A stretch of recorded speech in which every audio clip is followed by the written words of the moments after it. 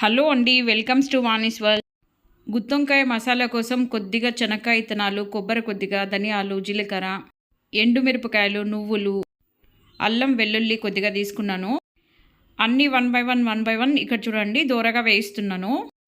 ఇక ఈ ప్రాసెస్ అంతా చూస్తూ నేను ఒక పొడుపు కథ అడుగుతాను, మీరు సమాధానం ఇస్తారా? కొనేటప్పుడు నలుపు, తినేటప్పుడు ఎరుపు, పారేసేటప్పుడు తెల్లగా ఉంటుంది, ఏం పండు ఏంటదో చెప్పండి. ఈ మసాలాలోకి కొద్దిగా ఆయిల్, పసుపు వేసి ఈ విధంగా కలుపుకొని గుత్తొంకాయల్లోకి నింపేసి తర్వాత కుక్కర్లో అయితే చేస్తానండి, చాలా త్వరగా అవ్వడానికి.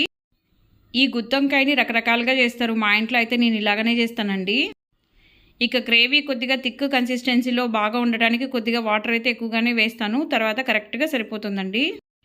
ఈరోజు అయితే రాగి ముద్దలోకి ఈ గుత్తొంకాయ కూర అయితే చేశాను. ఇక టేస్ట్ అయితే సూపర్ ఉండిందండి. నేను అడిగిన పొడుపు కథకి ఆన్సర్ డిస్క్రిప్షన్ బాక్స్లో పిన్ చేస్తాను, చూసేయండి. సబ్స్క్రైబ్ చేసుకోండి.